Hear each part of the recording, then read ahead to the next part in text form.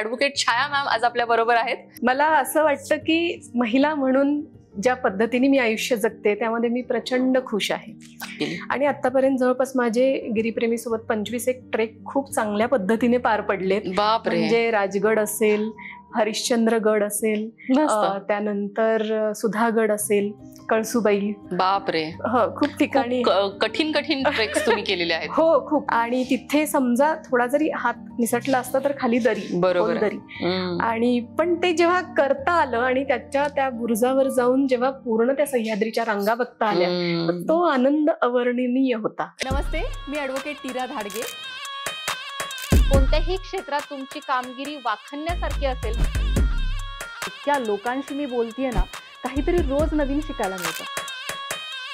एकमेकांना मदत करण्यासाठी तुम्ही ही कम्युनिटी जॉईन करू शकता, पुणे वुमन्स क्लब।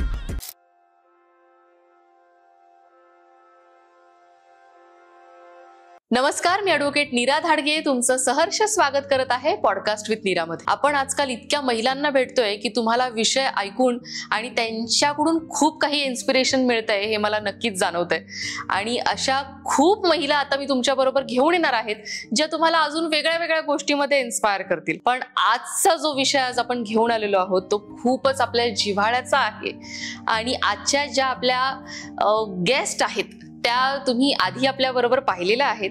एका वेगळ्या विषयावर आपण तेव्हा त्यांच्याशी बोललो होतो, आज आपण काहीतरी वेगळं त्यांच्या बरोबर घेऊन आलेलो आहोत। ॲडव्होकेट छाया मॅम आज आपल्या बरोबर आहेत। नमस्कार। गेल्या वेळी जेव्हा आपण भेटलो तेव्हा आपण खूप सिरियस टॉपिक्सवर बोललो, कायद्याविषयी बोललो आणि खूप आपल्याला रिस्ट्रिक्शन्स होते की हे बोलायचंय नाही बोलायचंय, पण आज आपण फक्त छायाशी बोलणार आहोत आणि एकदम मनमुराद बोलणार आहोत।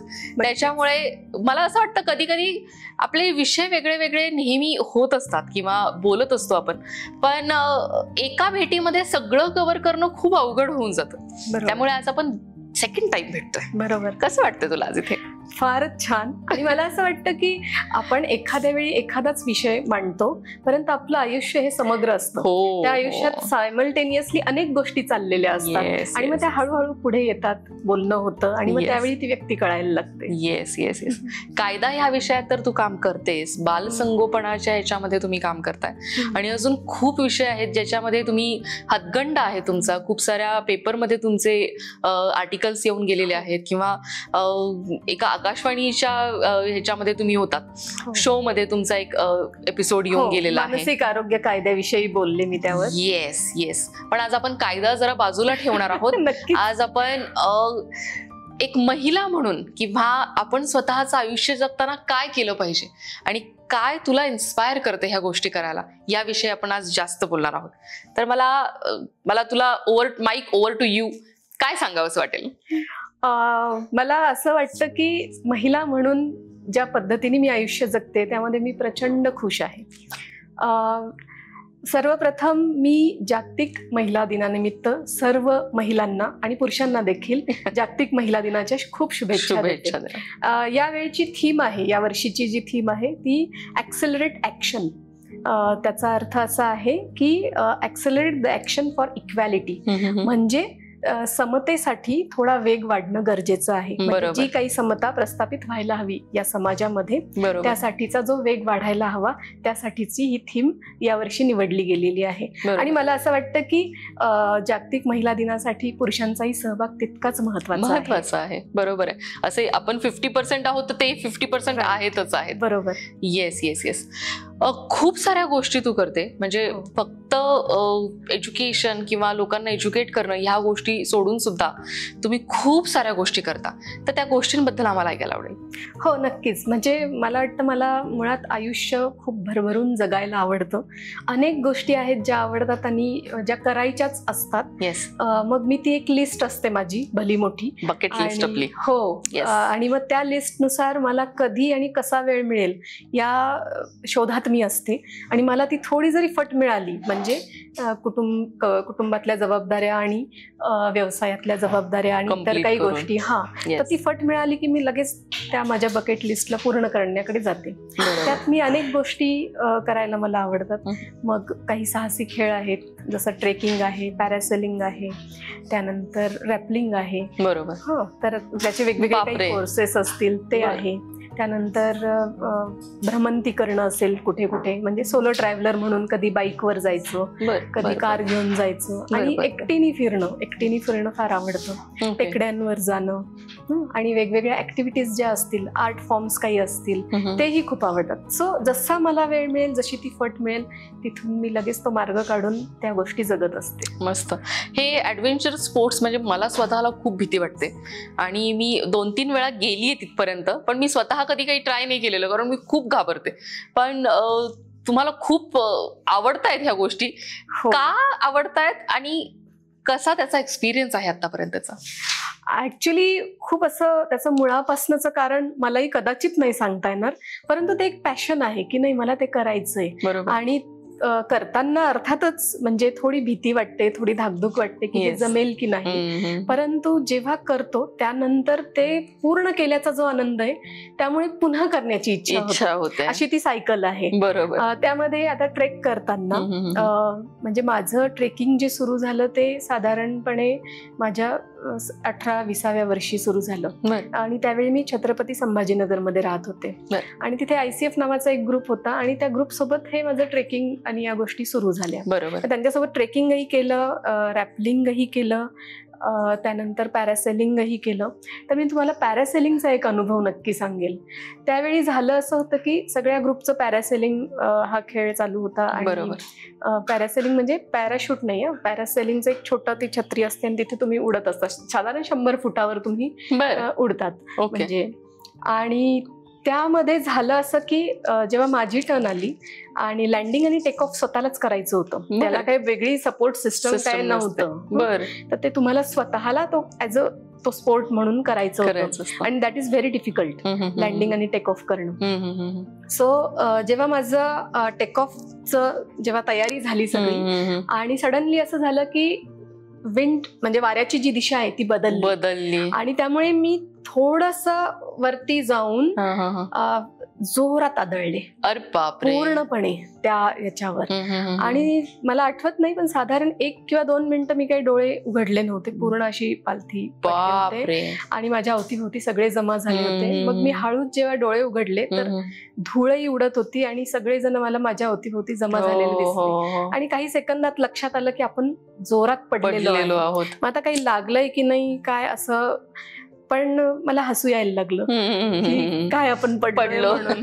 आणि मला हसताना बघून सगळ्यांच्या जीवाला मग मी उठले, मला काही लागलेलं नव्हतं. त्यामुळे सगळेजण खुश झाले. पॅकअप वगैरे केलं आणि म्हणाले की नाही आता झालंय, आता नाही करायचं. तर मी त्यावेळी सांगितलं की नाही, माझं पॅरासेलिंग करणं राहिलंय आणि मला ते करायचं आहे. सो लंच ब्रेक नंतर आपण करणार आहोत आणि मगच जाणार आहोत. लंच ब्रेक नंतर पुन्हा उभी राहिले, पुन्हा टेक ऑफ साठी रेडी होते आणि त्यावेळेला टेक ऑफ पण चांगलं केलं आणि लँडिंग सुद्धा व्यवस्थित केलं न पडता. बापरे. सो मला असं वाटतं की हे जे साहसी खेळ आहे ना तुम्हाला आपोआप शिकवतात की you should not give up, की सोडून नका देऊ, ठीक आहे असं होऊ शकतं आणि पुन्हा उभे राहा आणि पुन्हा करा.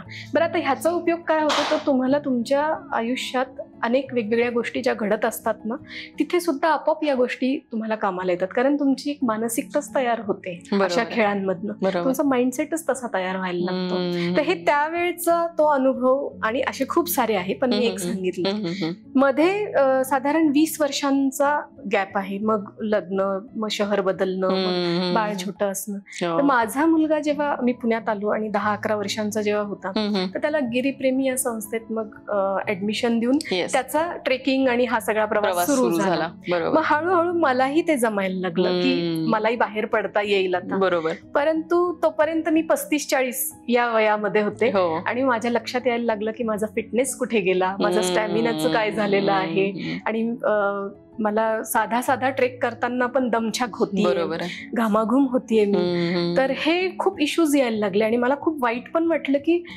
काय झालंय, म्हणजे तेव्हा तर मला हे या गोष्टी काही अडवत नव्हत्या. बरोबर. मग आज काय झालंय, मग म्हणजे मला असं वाटतं की ते असं आय ओपनर म्हणतात ना एखादी गोष्ट, तसं माझ्यासाठी होतं.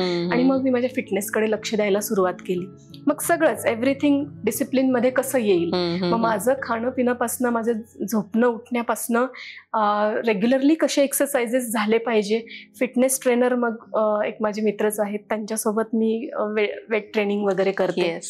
आणि ह्या सगळ्या गोष्टी जेव्हा मी स्ट्रीमलाईन करायला लागले तेव्हा हळूहळू ती स्ट्रेंथ बिल्ड व्हायला लागली. आणि आतापर्यंत जवळपास माझे गिरीप्रेमी सोबत 25 एक ट्रेक खूप चांगल्या पद्धतीने पार पडलेत. म्हणजे राजगड असेल, हरिश्चंद्रगड असेल, त्यानंतर सुधागड असेल, कळसुबाई. बापरे. खूप ठिकाणी कठीण कठीण ट्रेक्स तुम्ही केलेले आहेत. हो खूप. आणि हरिश्चंद्रगडावर तर तारामती बुरुजवर पण गेलो आणि तिथे सुद्धा असं झालं की 3-4 पॅच खूप अवघड होते. आणि तिथे समजा थोडा जरी हात निसटला असता तर खाली दरी, बरोबर दरी. आणि पण ते जेव्हा करता आलं आणि त्या बुरुजावर जाऊन जेव्हा पूर्ण त्या सह्याद्रीच्या रांगा बघता आल्या, तो आनंद अवर्णनीय होता. आणि मला असं वाटतं की त्यासाठी तरी केलं पाहिजे. बरोबर आहे. जेव्हा असं मला वाटायला लागलं ना की आता 35-40 वय आहे आणि आपला स्टॅमिना आणि फिटनेस काही साथ देत नाही, आपण कसं करू शकणार. हरिश्चंद्रगडाच्या ट्रेकवर उषाताई पण होत्या, गिरीप्रेमीच्या त्या संस्थापक आहेत. आणि गेली 40 वर्ष त्या ट्रेक वगैरे करतात. त्यांचं वय आता 80 आहे. आणि त्या सह्याद्रीमध्ये मी त्यांना ज्या सहजतेने वावरताना पाहिलं तेव्हा मला असं वाटलं की 80 वर्षाच्या जर उषाताई करू शकतात तर मी 40शीतच आहे, तर मी का नाही करू शकत. तर मग स्वतःवर कसं काम करायला पाहिजे. आणि मग त्यानुसार मी सांगितलं तसं की फिटनेसवर काम करणं सुरू केलं. आणि आता खरंच तो बदल पण जाणवतोय की त्या फिटनेसचा उपयोग होतोय, माझी ती स्ट्रेंथ मला तशी दिसते आहे, म्हणून मला ट्रेक करता येत आहे. आणि ट्रेक करण्यामागचं ना तुम्हाला आणखी एक गंमत सांगते. जेव्हा जेव्हा गड किल्ल्यांवर जातो तर त्या गड किल्ल्यांवरची दगड माती, तिथले झाडं पानं फुलं, तिथले पक्षी, तिथला फ्लोरा फाउना जे काही असेल, इव्हन तिथले मोठमोठे दगड, कातळ मोठमोठ्या, त्यांचं टेक्स्चर, त्यांचे रंग, त्या किल्ल्यांची रचना, हे इतकं सुंदर असतं की तिथे हरखून जायला होतं. मी बऱ्याचदा माझ्या त्या ट्रेक नंतर काही पोस्ट लिहिलेल्या आहेत आणि त्यामध्ये हे सगळं वर्णन केलेलं आहे. कारण मला असं वाटतं की ते त्या वेळेचं ते रिअलायझेशन आहे की मी तिथे गेल्यानंतर मला काय जाणवतं. आणि बऱ्याचदा असं होतं की तिथे गेल्यानंतर, कारण तोपर्यंत कुटुंब, मग व्यवसाय आणि मग त्यातले ते सगळ्या गोष्टी मागे पडलेल्या असतात, तिथे फक्त मी असते आणि ते आजूबाजूला आता मी सगळं जे वर्णन केलं, दगड माती, फुलं, ते कातळ, हेच सगळं असतं आणि खुलं आकाश दिसत असतं. अशा वेळेला असं वाटतं की या सगळ्या विश्वाच्या पसाऱ्यामध्ये आपण एक बिंदू तरी आहोत का. पण जेव्हा आपण आपलं आयुष्य जगत असतो त्यावेळी सगळ्याच गोष्टी किती मोठ्या आणि भव्य दिव्य वाटायला लागतात. पण हे ट्रेक्स आणि अशा ठिकाणी जाणं, ह्या निसर्गात पण जाणं तुम्हाला एक वेगळं रिअलायझेशन देऊन जातं. तुम्ही जर असे काय म्हणतात स्वतःकडे येतात आणि विचार करू लागतात की कुठल्या गोष्टी किती आणायच्या, जे काही अप्स अँड डाऊन्स असतील त्याच्याकडे कसं बघायचं. मला असं वाटतं तुम्हाला हे माउंटन्स शिकवतात. मग तुम्ही सह्याद्रीमध्ये जा, हिमालयात जा किंवा बाहेर देशात कुठेही जा, तर तुम्हाला हे शिकवतं, त्यासाठी तरी जायलाच पाहिजे. मी म्हणजे माझा स्वतःचा एक्सपिरियन्स एक सांगते. आम्ही ना चाणक्य मंडळमध्ये होतो आणि सर दरवर्षी रायगडावर आम्ही ट्रेक करून जातात, दरवर्षी त्यांचं असतं. आणि ज्या वर्षी आम्ही गेलो त्या वर्षी, म्हणजे मी पहिल्यापासूनच हेल्दी आहे, पण आम्ही सकाळी काहीतरी 8 वाजता सुरू केलं, 2 वाजेपर्यंत वगैरे वरती पोहोचलेलो होतो. तिथे रायगडावर जायच्या आधी जस्ट 1 महिन्यापूर्वी मी छावा वाचलं होतं. अरे वा. आणि म्हणजे तिथे जाईपर्यंत मग ते त्यांनी असं सगळं लिहिलेलं आहे त्याच्यामध्ये की हत्ती कुंडचे इथे हे व्हायचं, किंवा इथून संभाजी महाराज उभे असायचे आणि इथे असं हे व्हायचं. मी जिथे त्या दिवशी पोहोचले ना, आणि जेव्हा मला कळालं की इथे हे कुंड आहे आणि इथे हे आहे, लिटरली मी म्हणजे तो एक्सपिरियन्स असा सांगू नाही शकत, एवढा तो एक्सपिरियन्स असा खरंच हे होता. आणि जेव्हा कधी मी असं म्हणजे रायगड नुसतं नाव जरी आलं किंवा संभाजीराजे नुसतं नाव जरी आलं, छावा हे नाव जरी आलं, तरी तो एक्सपिरियन्स असा डोळ्यासमोर उभा राहतो. किती हवा आपल्या जी जात असते किंवा ते खूपच वेगळा अनुभव असतो तो. किंवा जे रायगडाचं हे आहे राज्यकारभाराचा जो पूर्ण राजदरबार जिथे आहे, तिथे जिथे राजे बसतात आणि जिथे दरवाजा आहे तिथे ऐकायला जातं. म्हणजे आपण इकडे खुसफुस केली ना तर राजांच्या कानापर्यंत ऐकायला जातं. तर तो एक्सपिरियन्स तिथे नक्की लोकांनी घेतला पाहिजे तिथे जाऊन, की काय त्यावेळेसचं बिल्डअप होतं आणि काय त्यांनी आर्किटेक्चर केलंय, की आपण त्याचा विचार पण आतापर्यंत म्हणजे करत नाही, की अशा अशा काही गोष्टी फक्त आर्किटेक्चर तुम्ही तसं करू शकता म्हणून. पण खूप त्यांची टेक्नॉलॉजी पण छान होती आणि जसं तुम्ही म्हणालात आता, तो एक्सपिरियन्स सगळ्यांनी घेतला पाहिजे. आणि आपला इतिहास जर माहिती असेल ना तर सह्याद्री सारखं दुसरी कोणतीच गोष्ट नाही जिथे तुम्ही हे सगळं अनुभवू शकता. बरोबर. आणि तुम्हाला म्हणजे जेव्हा तुम्ही करतात ना, खूप कष्ट असतात ट्रेक करणं, म्हणजे कारण तुम्हाला जमत नसतं, बऱ्याचदा थकवा येतो किंवा निगेटिव्ह थॉट्स पण बऱ्याचदा यायला लागतात. मे बी अनेकांनी एक्सपिरियन्स केलं असेल की का मी इथे येत आहे, कशाला यायचं, कशाला उगी त्रास करून घ्यायचा एवढा, काही गरज नाही, कशाला एवढं चालायचं, कशाला हे चढायचं, नको नको इथे भीती वाटतेय. परंतु तिथे तुम्ही जेव्हा तुमचे ते नकारार्थी विचार ओलांडतात, बरोबर, आणि जे समोर दृश्य पाहतात, तर तुम्हाला मग पुन्हा पुन्हा तो आनंद घ्यावा वाटतो. बरोबर. तर हे आणि हे रिअलायझेशनच आहे की तुम्हाला दरवेळी अशा प्रकारे, आणि हेच येईल असं नाहीये, अनेक गोष्टी जाणवतात. जसं मी म्हटलं की मला खूप ठिकाणी असं जाणवतं की खरंच या विश्वात आपण एक बिंदू पण नाहीये, तरी पण आपल्या किती गोष्टी अडलेल्या असतात बऱ्याचदा, की नाही आणि किती आपण मोठं करून टाकतो त्या गोष्टीला, की नाही का, खरंय आजचं वरण भात छान नाही झालं. बरोबर, गोष्टी आहेत, खूप गोष्टी. मला वाटतं ते तुम्हाला लिबरेट करतं. असं बाहेर जाणं जे ना, निसर्गात असेल, ट्रेकला जाणं असेल किंवा वेगळं काहीतरी करून बघणं. आणि सगळ्यात महत्वाचं वाटतं की तुमचा कम्फर्ट झोन सोडा. बरोबर आहे, तो सोडलाच पाहिजे. खूप ठिकाणी आपण खूप जास्त छान कम्फर्टेबल झालेलं असतं आणि मग तो सोडणं, आणि तिथे मग चॅलेंजेस येतात. कारण मला तो कम्फर्ट झोन सोडायचा म्हणजे मग मला डाएट नीट पाहिजे, मला फिटनेस नीट पाहिजे, मला स्टॅमिनावर काम केलं पाहिजे. कारण ह्या सगळ्या गोष्टी जर मी नाही केल्या तर मला साहसी खेळांमध्ये जाताच येत नाही, आणि गेलं तरी मला तिथे परफॉर्म नाही करता येत. आणि मग तो जो आनंद मला मिळायला हवा, ज्याच्यासाठी मी चालली, तर तो पण मिळत नाही. त्यामुळे ह्या कम्फर्ट झोनला पण सोडणं सोपी गोष्ट नाहीये. तुम्हाला डिसिप्लिन राहावं लागतं. कारण तुम्ही निसर्गात जातात, ट्रेकला जातात, तर सगळ्यात महत्वाची गोष्ट साहसी खेळांमध्ये तुम्ही खूप डिसिप्लिन असणं पाहिजे. आणि साहसाचा अर्थ असा नाहीये की काहीतरी जाऊन करून या. साहसाचा अर्थ असा आहे की कॅल्क्युलेटिव्ह रिस्क घ्या. पूर्ण तुमचं प्लॅनिंग असतं, तिथं नियोजन असतं, आणि तिथली परिस्थिती काय आहे त्याच्यानुसार तुम्हाला निर्णय घ्यावे लागतात. म्हणजे आता गेलो आणि असं करणारच आणि होणारच आणि या प्रकारचं ते मी नाही बघत कधी. तर तिथे डिसिप्लिन आणि कॅल्क्युलेटिव्ह रिस्क आणि पूर्ण प्लॅनिंग याला फार जास्त महत्व आहे. मस्त. आत्ताच जे आपलं कॉन्व्हर्सेशन चालू आहे त्याच्यामधून मला म्हणजे असं रिअलाइज झालं की बाकीच्या गोष्टी आहेतच. म्हणजे वकील आहात तुम्ही, बाकी घरचं सांभाळायचं असतं, मुलाचं एज्युकेशन, मुलाचं संगोपन, आपलं रोजच्या इतक्या छोट्या छोट्या गोष्टी असतात. म्हणजे ताटात काय वाढायचे पासून ड्रेस काय घालायचे पर्यंत आपण इतके निर्णय घेत असतो.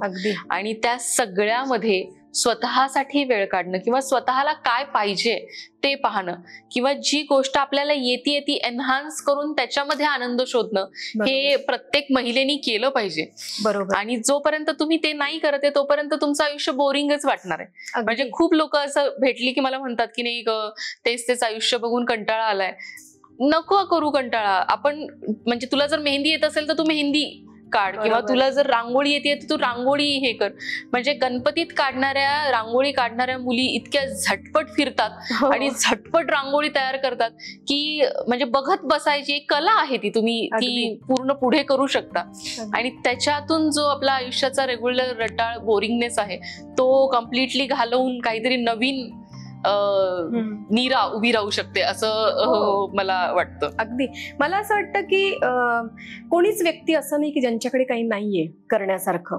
म्हणजे अनेक व्यक्तींना अनेक गोष्टी येत असतात. बरोबर. पण बऱ्याचदा त्या काही कारणांनी मागे पडतात, राहून जातात आणि नंतर त्याही कधी बघत नाही. बऱ्याचदा असंही होतं की काही नवीन गोष्टी ट्राय केल्याने त्यांना पण लक्षात येऊ शकतं की अरे आपल्यालाही हे जमू शकतं. म्हणजे उदाहरणार्थ एकदा माझ्याकडे एका कार्यक्रमात मी सूत्रसंचालन माझ्या एका मैत्रिणीला दिलं, जी कधीही स्टेजवर बोललेली नव्हती. बरोबर. पण तिने उत्तम सूत्रसंचालन केलं आणि तिने मला थँक्यू याच्यासाठी म्हटलं की माझ्यातलं हे कला गुण मलाच माहित नव्हतं, जे तू मला दाखवून एनहान्स करून. मला असं वाटतं की प्रत्येकाकडे खूप काही काही आहे, फक्त त्याला आपण वाव देत नाही, आपण कधी ऐकत नाही. आणि म्हणून मी म्हणेल की पुन्हा निसर्गात जा, ट्रेक किंवा अशा छोट्या छोट्या गोष्टींनी सुरुवात करा.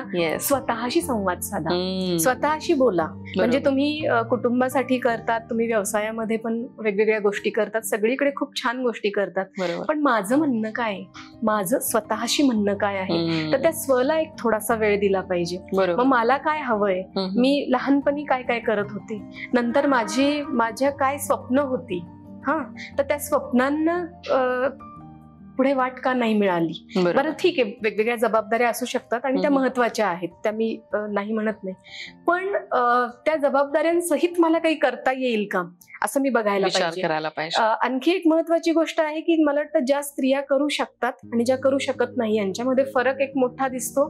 की काही स्त्रियांना असं वाटतं की प्रत्येक गोष्ट मी स्वतःच केली पाहिजे, आणि ज्या स्त्रिया वेगवेगळ्या गोष्टी करून बघतात ना, त्याबरोबर याच्या उलट विचार करतात की जिथे मी करणं गरजेचं आहे तिथे मी करेल, पण जिथे माझी गरज नाहीये ते काम मी डेलिगेट करेल ना. मग मी मेड अपॉइंट करेल, मावशी वगैरे त्यांची मदत घेईल, आणखी काय पर्याय असतील तर ती मदत घेईल, किंवा घरातल्याच लोकांना छोटी छोटी कामं वाटून देईल. So it's all about assignment and delegation. की मला जर हे जमायला लागलं तर मग मलाही थोडासा वेळ मिळतो, मग मलाही विचार करता येतो, मग मलाही माझं पॅशन किंवा माझी काही स्वप्न असतील तर ते जगता येतात. आणि सगळ्यात महत्वाचं, जर मी आनंदी असेल तर मी घरात आणखी आनंद देऊ शकते, माझ्या कामातही मग तो आनंद आणखी निर्माण होऊ शकतो. आणि तो का नाही करायचा. जर हे छोट्या छोट्या गोष्टींची जर मी काळजी घेतली, छोटे छोटे मॅनेजमेंट जर मला जमले आणि मला स्वतःशी संवाद साधता आला तर हे नक्की जमेल. आता मी आणखी एक महत्वाची गोष्ट सांगते. सोलो ट्रॅव्हलर म्हणून मी जेव्हा प्रवास चालू असतो माझा, कधी बाईकवर जाते, कधी कारने जाते. तर पहिल्यांदा मला वाटतं मी गेली होती 2018 मध्ये माझ्या ॲक्टिवा या गाडीवर गेले होते, आणि त्याविषयीचे मी 3 लेख लिहिले आहे आणि ते पब्लिश झाले, आणि त्याचा रिस्पॉन्स पण खूप त्यावेळी आला. म्हणजे मला अगदी अपेक्षित नव्हता तो, पण त्यामध्ये मी 2 गोष्टी लिहिल्या आहेत. एक तर खरोखरचा तो प्रवास, आणि दुसरा माझ्या मनाचा तो प्रवास. तर मनाचा प्रवास कसा, आणि तो जास्त महत्वाचा आहे, कारण मुलगी म्हणून अनेक तुम्हाला बंधनं असतात, कौटुंबिक पातळीवर आणि सामाजिक पातळीवर सुद्धा. की तू मुलगी आहेस, पटकन एकटी जाऊ नको, हे करू नको, असे अनेक गोष्टी असतात.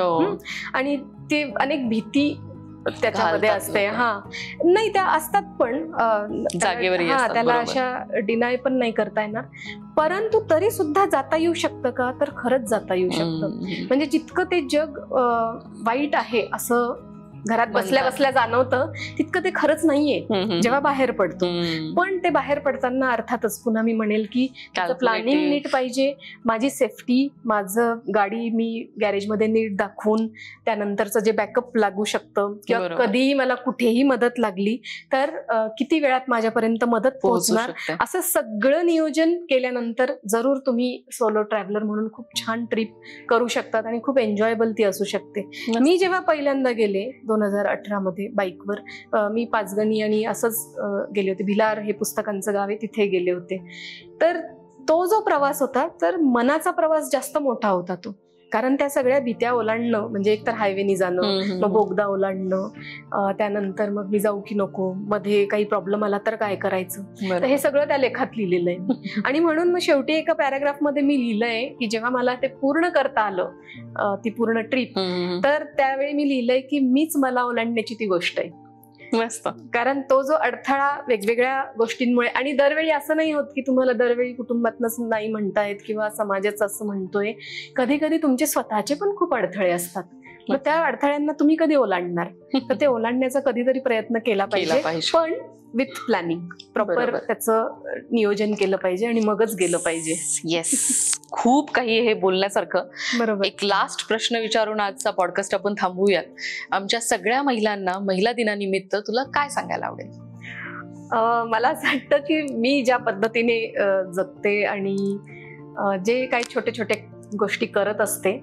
खरं तर मी सगळ्यांना काही सांगावं असं इतकं मोठं काही केलं नाहीये, परंतु काही प्रश्न येतात जेव्हा मी सोलो ट्रॅव्हलर म्हणून किंवा काही ट्रेक्स आणि ह्याचे पोस्ट टाकते तेव्हा. तर काही वेळा काही असे पण प्रश्न आलेले आहेत की तुम्ही हे कसं करता, वेळ कसा काढता, बरोबर, त्यानंतर तुम्हाला पाठिंबा कसा मिळतो किंवा घरचे कसे जायला तयार म्हणजे जाऊ द्यायला तयार होतात वगैरे वगैरे असे अनेक प्रश्न त्याच्यामध्ये डोकावतात.